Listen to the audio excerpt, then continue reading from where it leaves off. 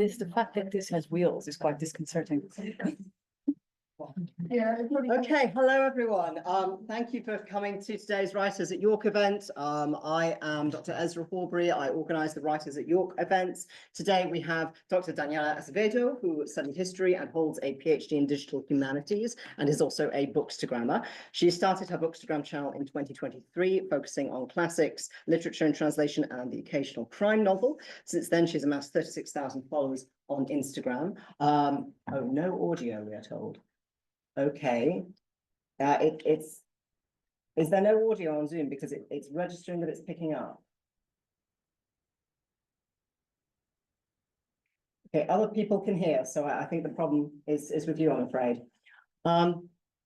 Daniela is going to talk to you for the first 20 minutes or so, and then it's going to be in conversation with one of our master students, Fred Upton, who is a master student in literature and creative industry, specializing in publishing, cultural heritage, and museums. We will be recording this talk up until we take questions, and then we will stop the recording. So we're just recording you, okay, and nothing on Zoom is being recorded. Okay, so Daniela, over to you. Yes.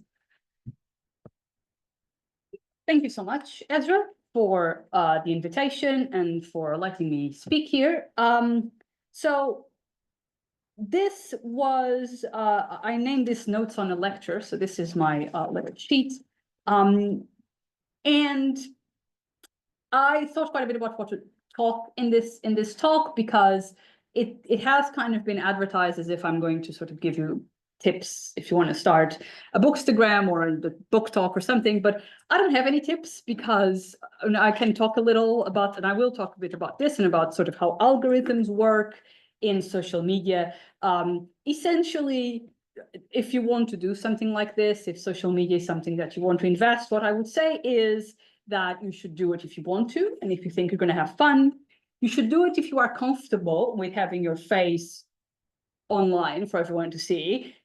Because I think now this is a much more common thing, but when I was a teenager, the advice was don't put your face on the internet. So the video format, the sort of transformation from written form of communication to a video form of communication is something that's quite recent, and it's not a given that everyone is just at ease with that.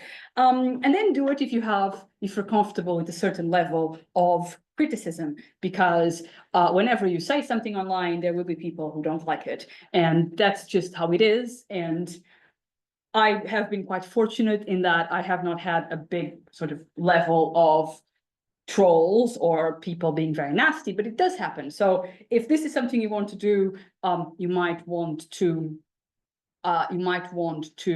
consider that and consider whether this is something you are ready to face. Again, I have been very fortunate, but it's always a risk, and it's a calculated risk, but it's a risk. But the things that I wanted to talk about really, and we can, if any of you want to start a Bookstagram or a book talk or whatever it is, or a booktube, we can talk about this in the questions. But what I wanted to do in this 20-minute talk was to talk a little about my experience of belonging to an online book community and how I think that impacts reading and impacts reading culture, and impacted, in a way, my own reading habits. So I would like to start by talking a little about the question of authenticity.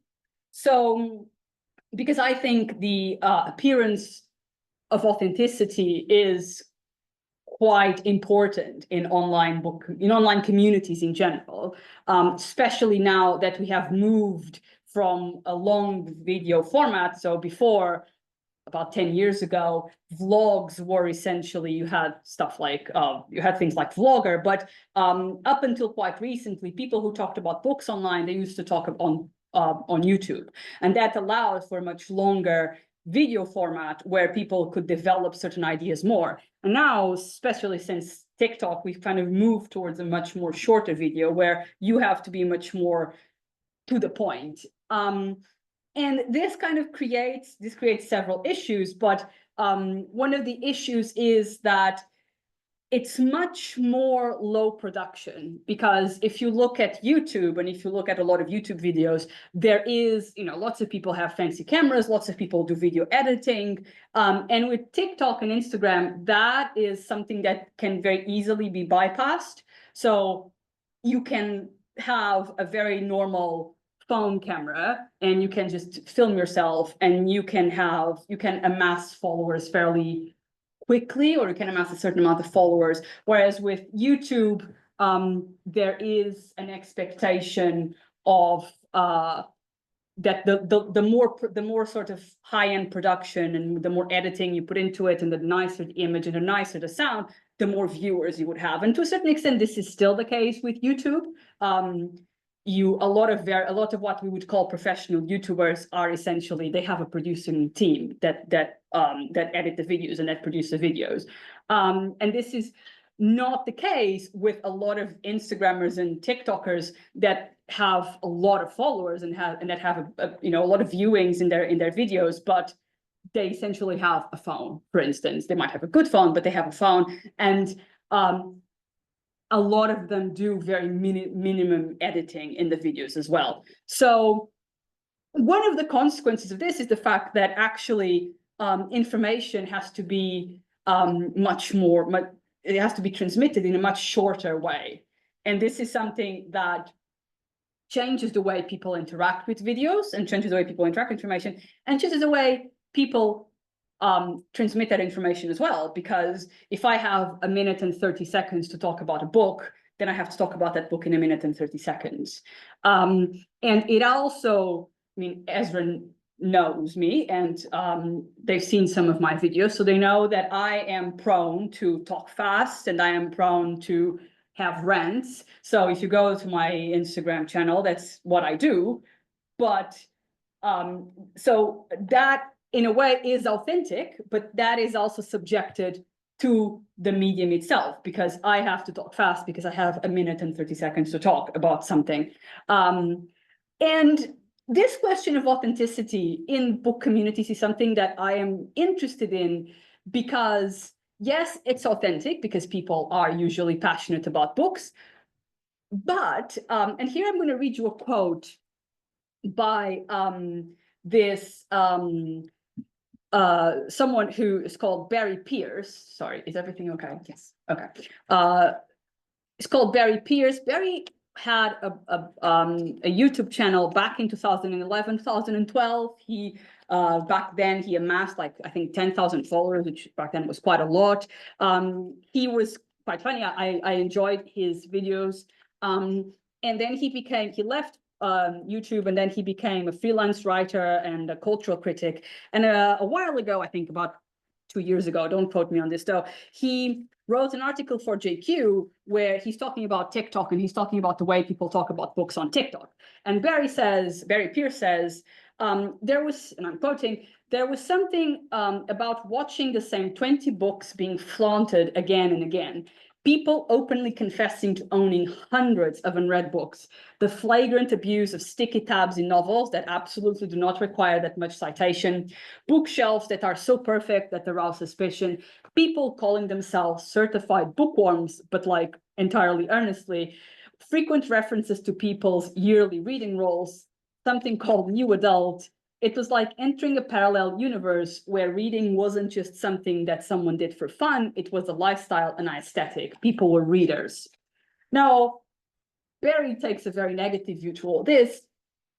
In fact, people defining themselves by their hobbies is not new. People do this all the time. People who play games call themselves gamers. People who watch movies call themselves movie buffs. The idea of someone being online and having an online identity that is concentrated around reading or being a reader is not really that different from these people, with the exception that what Barry hints here is that these people are not actually reading the books, right? So it's kind of an aesthetic because they're almost pretending to read. And for me, this is particularly interesting, not necessarily because of what is true, or I don't know if people read all the books that they claim to read, that's not the point. But the interesting thing really is that there is a qualitative idea associated with being a reader online, right? So people like to be seen with books, and they like to be seen with nice bookshelves, and they like to be seen as they like to present themselves as readers, regardless of whether they read the books or not. And this is because I think, obviously, there is a lot of very positive ideas associated to reading. Ever since we're children, we're told that you have to read because reading develops your vocabulary. And every month there's an article saying that if your children reads, it will win a Nobel Prize by the time they're 30. So there is a cultural capital associated with reading that other hobbies like gaming, for example, do not have. So the idea of being a reader gives you, to use internet language, some clout, right? But also this sort of growing trend where people film themselves behind very nice bookshelves, and people film themselves buying books and reading books, and they have notes on the books with all the little nice sticky tags. That is occurring at the same time as other things are happening in kind of internet culture and fandom culture, such as, for instance, dark academia. So I don't know who here knows dark academia. Dark academia is an internet aesthetic that is partly founded on some books like The Secret History by Donna Tartt, or If We Were Villains. And it's this sort of idealization or romanticization of sort of an Oxbridge aesthetic in the 50s, people wearing tweeds, people wearing leather bags, people studying classics and history and literature. And for me, the fascinating thing about this, whether we can argue that this is not academia, and people here are maybe academics, and I was in academia for many years. This is not academia. Academia is not people wearing tweeds and leather bags. Academia is crying over books and writing an article and trying to finish it before the deadline. But it's very interesting to me how we, at the same time as we have all this generation of people who are told by their parents and by their teachers and by culture, around them, that humanities degrees are not profitable enough. And that if you want to make a living, you should go to STEM or you should study business. At the same time, there's all these kind of internet trends that almost they idealize the idea of the humanities and the idea of studying the humanities, studying literature, studying classics. So in this small world of being a reader, the humanities become something aspirational rather than something concrete you can do. They become a kind of identity that you can aspire to be. For me, that is quite fascinating, precisely because it can be seen, or I would at least interpret it precisely as a reaction to a devaluation of leisure. If everything is a hustle, whenever I talk to Instagram about people who are not really into, books, the first thing they ask me is, do you make any money off this? No, I don't make any money off this. I'm never going to make any money off this. There's no money to be made with Bookstagram. Sometimes publishers might send you books, but even if I had 100,000 followers, it would be very unlikely that I made money out of this. This is never going to be a career. But it's interesting that, there's this idea that a hobby, because for me, this is a hobby. I have a job. Reading is not my job, unfortunately. But there's this idea that these things should be somehow profitable. And reading, as a hobby, is not immediately profitable. So I wonder as well if being a reader, if the idea of poring over a book and studying it, this aesthetic of dark academia, this idealization of an academia that doesn't really exist and probably has never existed, is not also a reaction precisely to the devaluation of the humanities in general. So this was an idea that I wanted to put forward. All these are just ideas I'm wanting to put forward. I'm not defending anything. I'm just throwing these things out in the world.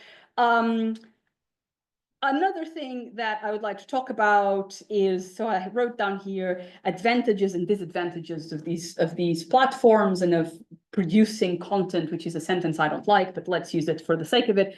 So advantages of being a bookstagrammer or a book talker or someone on BookTube is, first of all, community. That's really interesting. You do get to know people. You do get to talk to people. And that's something I enjoy quite a lot because I have made friends. One of them is actually here on Zoom. Hi, everyone. I've made friends. I've gotten book recommendations from people from all over the world, and I'm very keen on literature and translation. So I'm very keen when I get people from Colombia or Ecuador, for example, or South Africa telling me to read X, W, or Z. There's also something interesting about these sort of democratization of criticism. And of course, we can argue whether this is actually criticism or literary criticism. It probably isn't most of the times, because also the format, because it's so short, doesn't really allow for criticism in the sense that I would in the session that I would use it.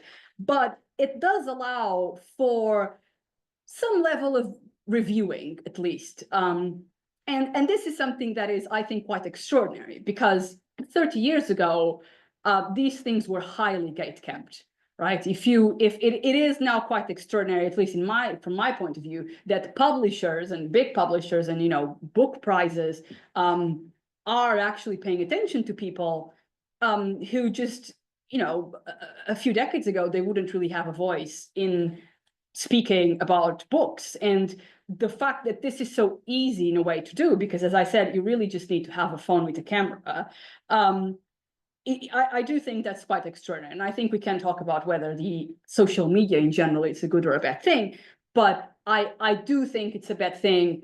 I do think it's a good thing that with some research, I can find someone from the Philippines, for example, talking about books that I would never hear.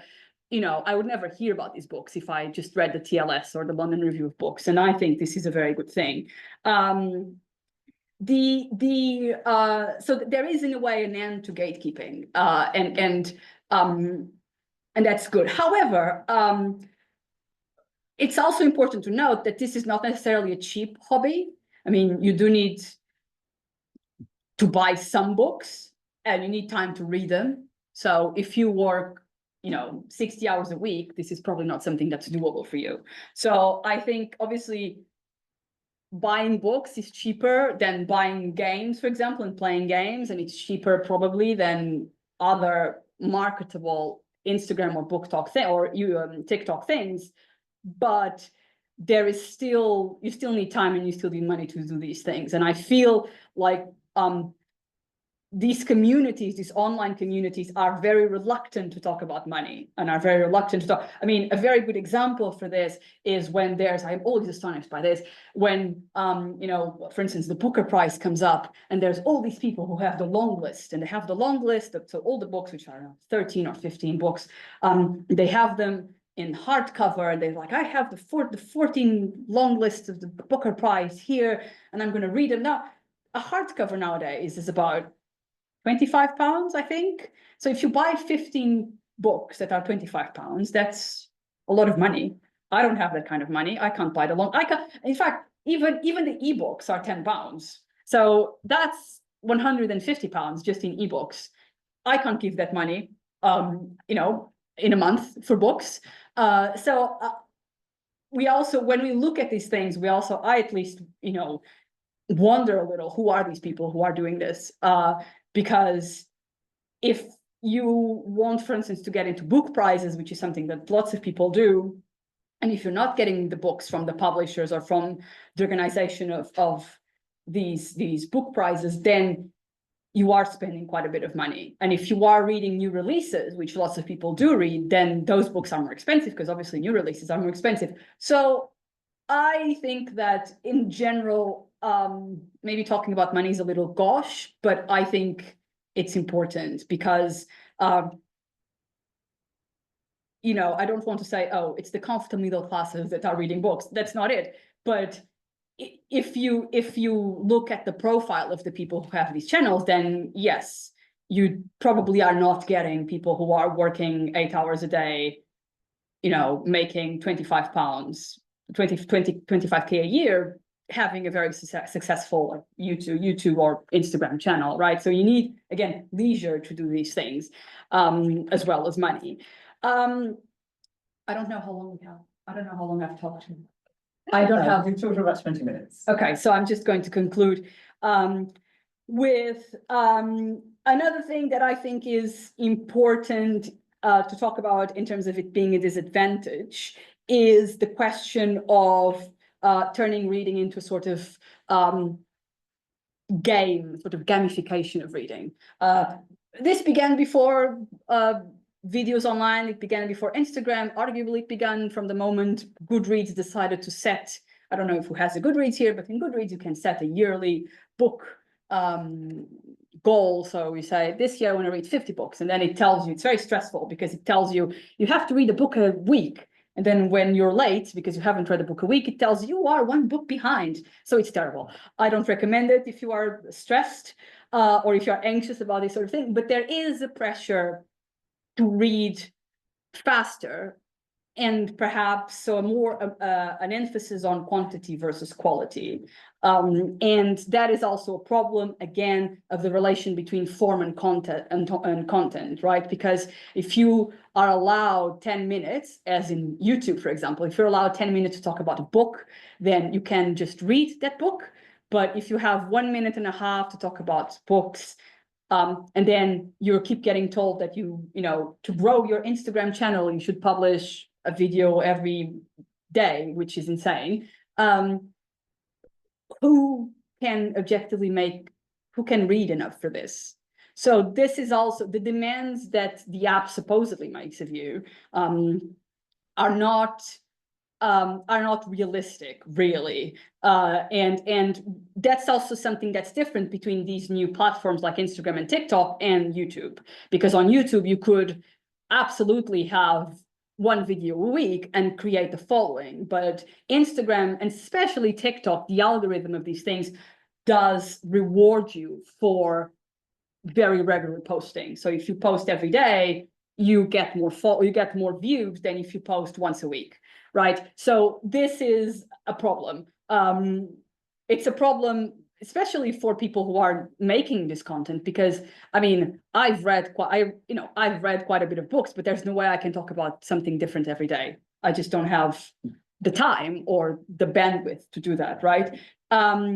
So it's very important to kind of consider, I think, how, and talking just to finish, I promise, a little about algorithms.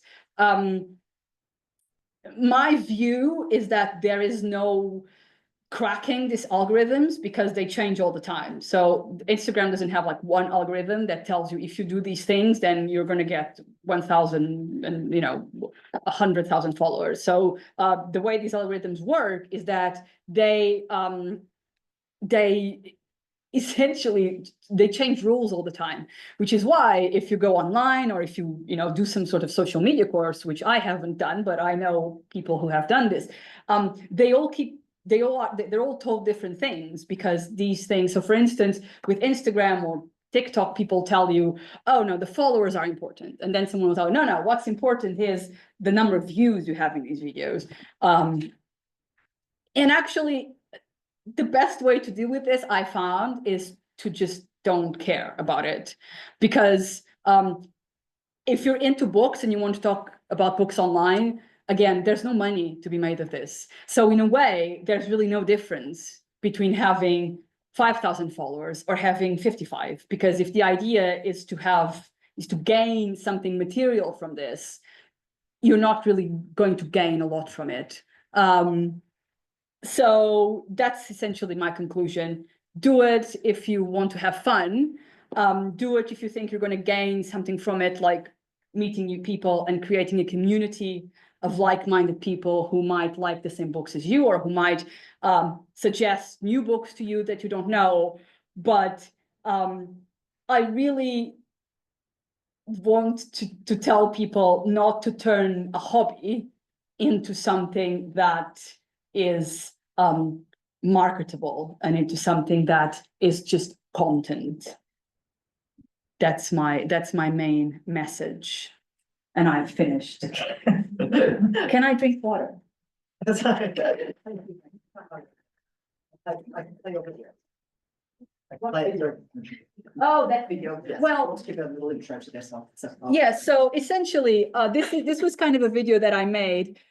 This just shows how random all these algorithms are, because sometimes I think about a video and I'm like, I'm going to talk about this, I'm going to talk about this, and it's going to be really fun and people are going to love it. And then it doesn't have any views. And the video that I have more views, which I have, I don't know how many views now. I have a lot of them. I have like 1 million views on the video, is me lying in bed. Just, I took the phone and I said this to the camera, and it's just me bashing Dostoevsky, and it's 40 seconds, and it absolutely blew up. And I cannot tell you how little I did not prepare this. And this just shows, I think this is a great example of how there is a randomness about these things. Yes, that's fine. So, okay, well, hopefully this will work. Can people see sound? I now realize that 1 million people have seen me in my pajamas, which is fun. It's on the laptop, I'm hoping. Okay, there we go. That much, but it's really puzzling to me that people keep insisting that White Nights is the best short story that you wrote. Sorry. When There we go. No, I thought yes. that much, but it's really puzzling to me that people keep insisting that White Nights is the best short story that you wrote. When in reality, the best short story Dostoevsky wrote was The Eternal Husband, which is about this guy who develops this weird, intricate homoerotic relationship with a man who was the former lover of his dead wife. You should read that. Yes. And how many views did that get? I think 1 million or something. Yes. 1 million. Yes.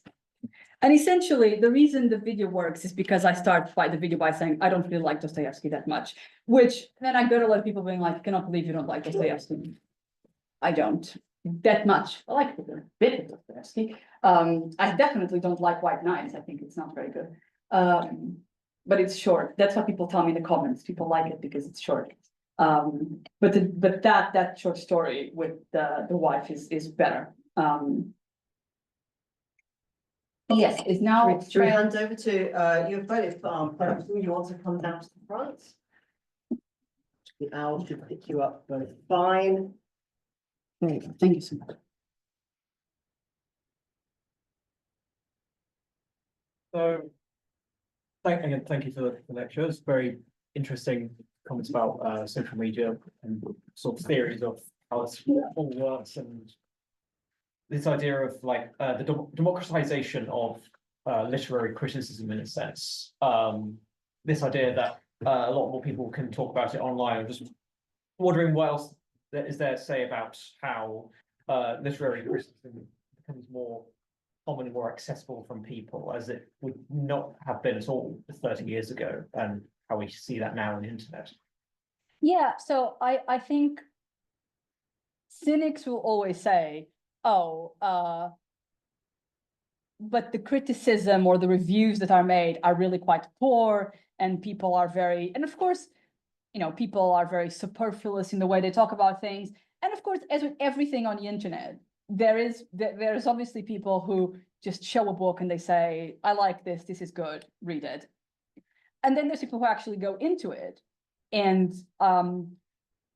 the fact is that you get people from all sorts of backgrounds, or at least it's much more likely to get people from all sorts of backgrounds, talking about books that are familiar to them, or that pertain to their own country or their own culture.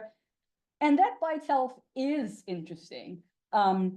So So I think sometimes it's less about the sophistication of the literary, if you want to call it criticism, the sophistication of the criticism, because obviously these people are not professionals, so they're not writing essays, but you gain other things. You gain new perspectives. And if you want to argue, I mean, if I read a TLS, for instance, which I sometimes buy, I mean, it's very interesting, but most of those people work at Oxford and Cambridge and UCL. So that is a perspective in itself. And then you can get the other perspective, which is, even today, for example, I found this Instagram page, and it's a guy from the Philippines, and he's talking about he was talking about Southeast Asian books, including the Philippines. And I only know one book by a Filipino author. I only know, yes, I think I only know one. So, I could read the TLS for 10 years, but I probably would not learn as much about what's being published in the Philippines as I would from this Instagram channel. So I'm not saying that, the TLS is bad and you should not read the TLS, or you should just watch Instagram or a book or TikTok, and you should, but I think these things can complement each other. Yes, yes. So, well, going on from that, is it possible then that this accessibility of people being able to be recommended things on sort of global scale, in a sense, kind of almost homogenizes what we read and how it becomes a bit more uniform of how people read things as well, in how these become connected. Yeah, so that's one of Barry Pierce's criticisms, isn't it? He says all these people are reading the same 20 books. And it is true that when you get into, when you first get into TikTok or Instagram, and you start going through book channels, a lot of people seem to be reading the same books. And now it's usually Fourth Wing, for example, that I see everywhere, right? To a certain extent, though, this would have happened even 20 years ago, because 20 years ago, what everyone was reading was Harry Potter. I was in school 20 years ago. If these people had Instagram channels, it would be filled with Harry Potter, right?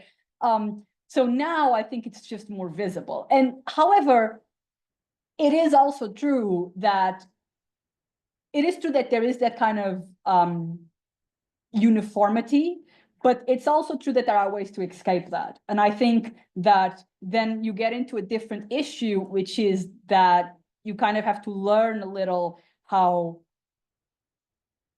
to sort of be very simple about it. You have to learn a little how to do research and how to use these apps in a way that you find the content that you want to find. So I have been able, to just sometimes use Google and say, I want, I don't know, Instagram channels that talk about from India, for example, and I then put Reddit, and there'll be people on Reddit who will recommend. So sometimes you just have to go a little beyond what the algorithm is feeding you, and you have to do your own research. And I know that this is not easy because these social media platforms are made for us to be there and not to leave, right? They want you to consume the content that's there, not go outside it. So, but at the same time, I do find a lot of interesting stuff. I mean, I do find a lot of Fourth Wing, and I do find a lot of Song of Achilles, which I don't get, Song of Achilles. But I also find people reading books that are very interesting and that I never heard of. And like, I mean, for instance, a while ago, I published a video about Pedro Páramo, which is a Mexican author. Sorry, which is a Mexican book by Juan Rulfo, who is a Mexican author. And then I got someone messaging me saying, oh, if you liked Pedro Páramo, you should read X, W, and Z. And, they were Mexican authors I didn't know.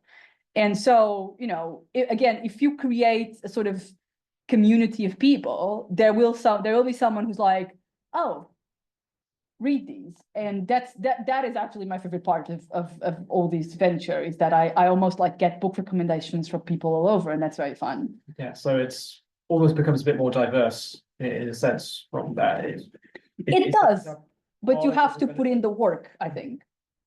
You have to it has to be more actively searching for these things. Yeah. Yeah. I think so. But to a certain extent, it was always like that, wasn't it? Because, I mean, I've always liked what you call in English like literature and translation. And so, you know, I always, because for instance, with Japanese literature is a great example because there's been a boom of Japanese literature in the past years, right?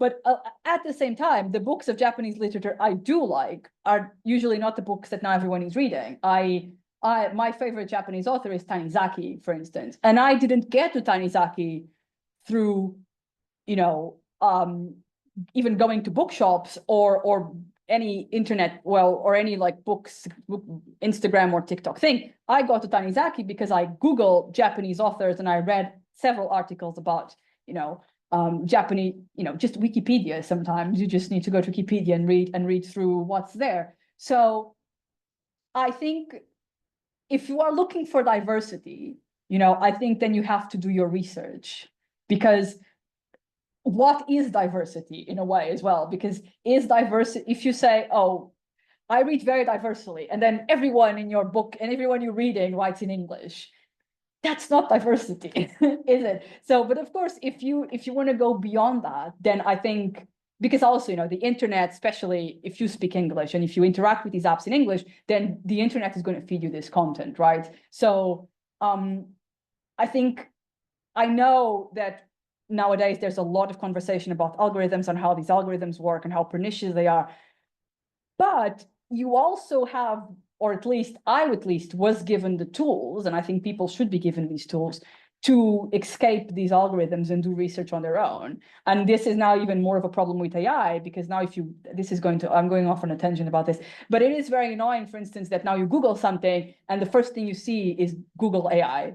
Right. And this is actually retracting from people's research abilities, because before you used to have to go to the websites and you used to have to go and, you know, and that is an important skill precisely to counteract these things that are fed to you by these algorithms, which are entirely shadow. No one really knows how they work. Right.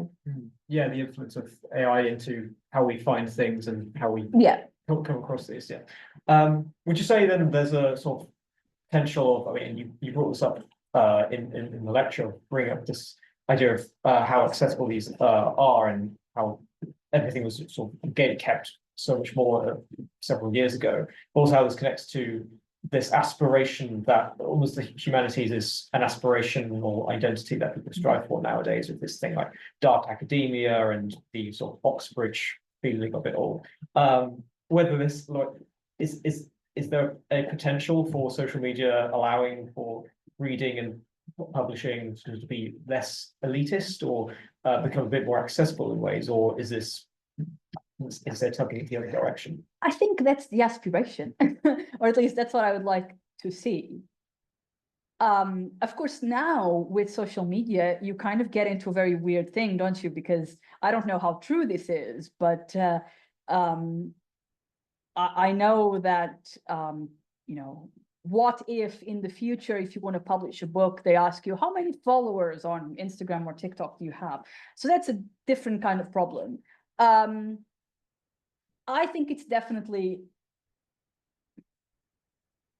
So I don't know enough about traditional publishing, to be honest.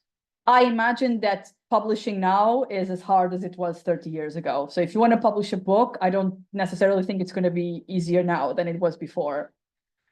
But I do think that access to certain ideas are definitely easier now. It is unthinkable for me to imagine how I would have lived in a time before the information age, because this is how I grew up. And if I think about the formative references in my cultural landscape, they all have a connection to online. So for example, I studied history in Portugal, and I was very keen on 16th century English history.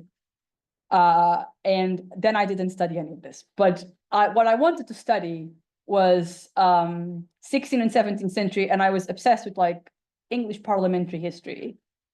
This is only really possible because of the internet, in a way, because that is how I got to the books about the Tudors and about the Stuarts and about the Glorious Revolution. I mean, obviously my university library had books on this, but there were not a lot of books on this. There was not a lot of articles that you could read by itself. So you would need JSTOR, or you'd need, so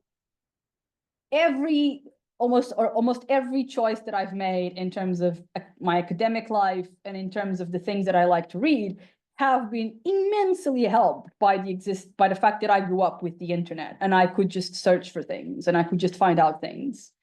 And when I got to university and I told my professors what I want to study is English parliamentary history, they were like, how are you going to do that here in Portugal?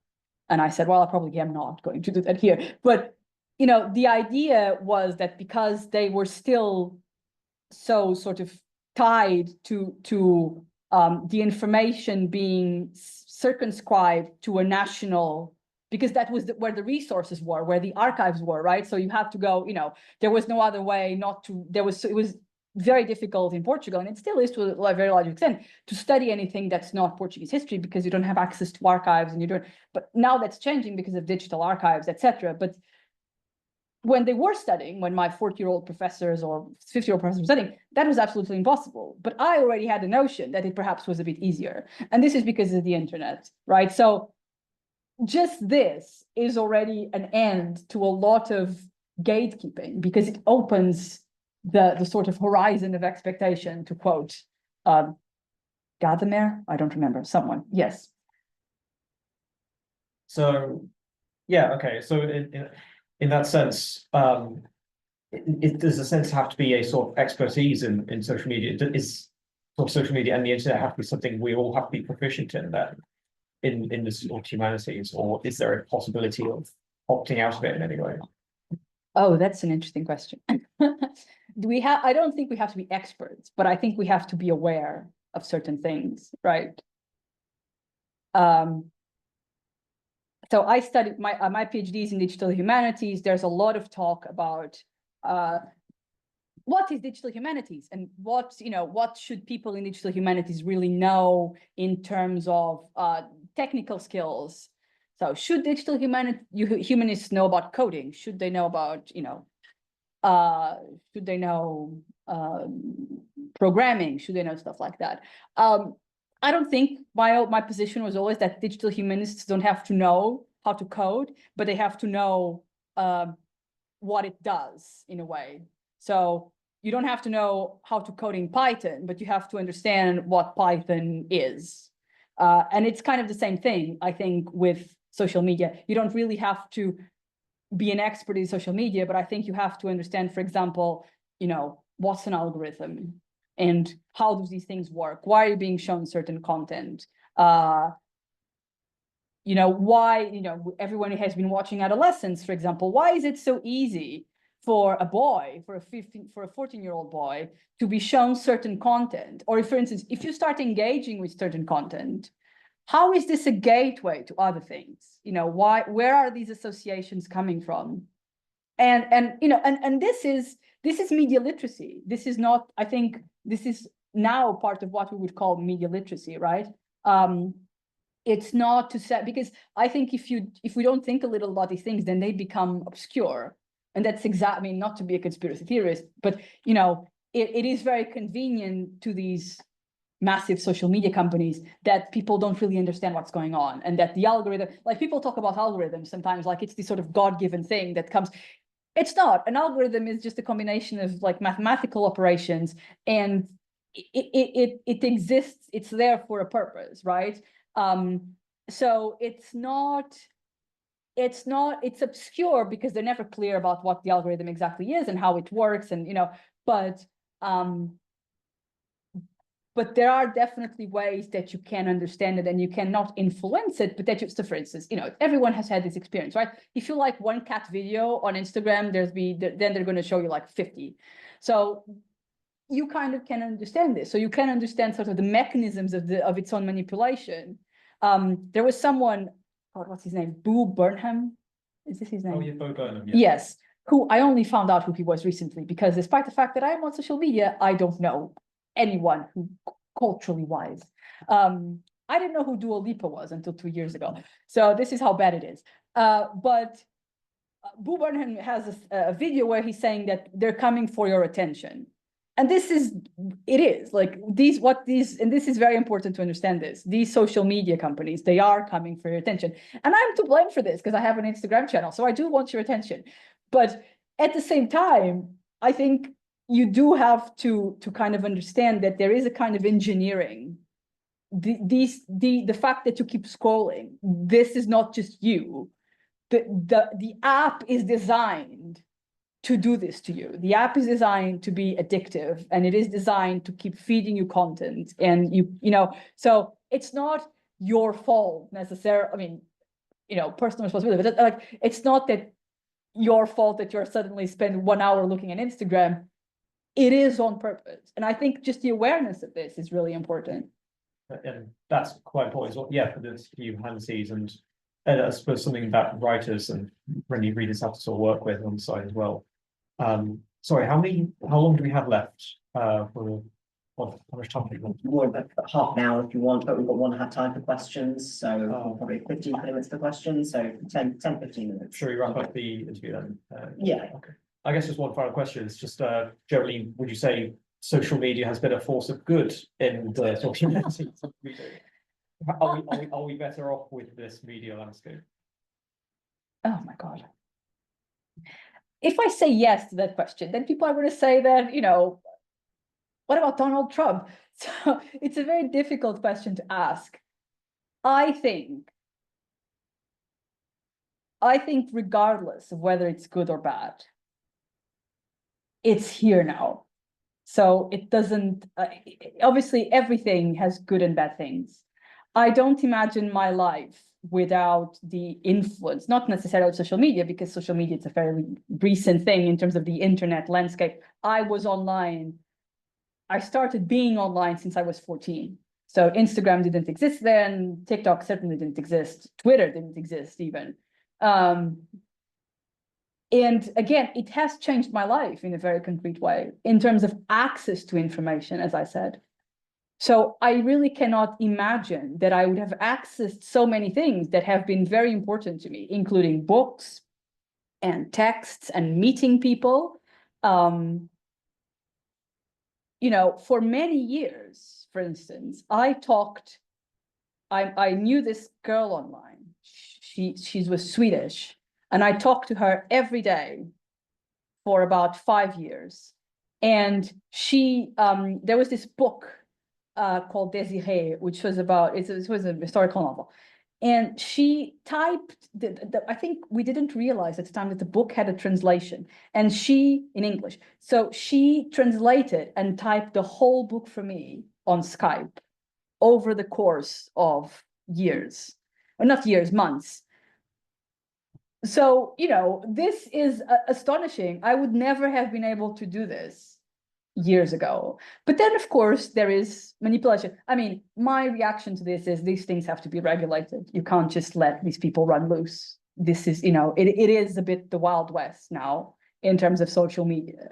And we have just allowed for all these companies, like, first of all, again, drawing a bit on my digital humanities background, what we now have in terms of the web is very different from what we had like 15 years ago, because we are now moving from a Web 2, which is a web based on browser and websites, to an app-based web, right? And this is massively different, because what it means with the internet, Web 2.0, sorry, is that you had browsers and you had you would go and research, and again, and if you wanted to Google something, you'd Google and you'd have a website, and in a way it was much more interactive. And now what we have is an app-based thing where everything is much easier. So you don't have to put a lot of work into like using these things. Even children, very small children, can use apps now. They can scroll through Instagram. But that means that young people's digital skills are decreasing, because everything is so intuitive that they're not able to do things that I was able to do, for example. And it also means that everything is centralized. What we use in the internet now is owned by 3 companies. And this was not the case for instance, in the early 2000s, because in the early 2000s, for instance, you had Yahoo, who was a company, you had Google, even in terms of browsers, if you look at the map of the browsers that were used in 2009, it was Chrome, Internet Explorer, and Firefox. And they were kind of they were kind of separated and they were kind of equally used in the world. And now most people use Chrome, which they shouldn't, by the way, because it's just, it's privacy-wise, it's terrible. But so everything now, when I was growing up, YouTube was not owned by Google, for example. So YouTube was its own thing, and now YouTube is part of Google. So, the internet has shifted to belonging to these three companies. Like WhatsApp belongs to Facebook, Instagram belongs to Facebook or Meta. So, there's a book called Techno-Federalism, isn't there? So it's kind of about this. It's kind of about how all these, it is a kind of federalism in the sense that the promise of the internet, right, was it's a free public sphere. It's going to be a much freer public sphere, right?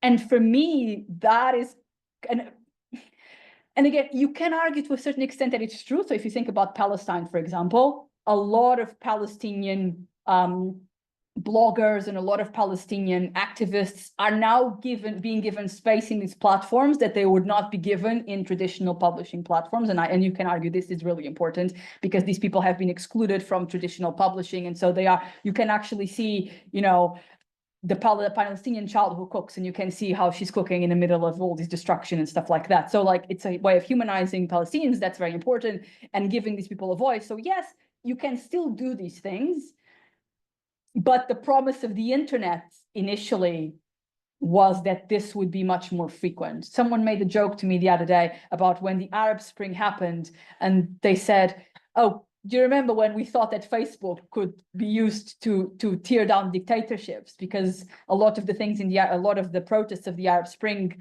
were advertised and they were talked about on Facebook, and that's how they spread, right?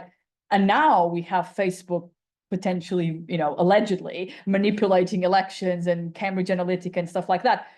So in answer to your question, I think it depends. It's not really one or the other, really. Yes.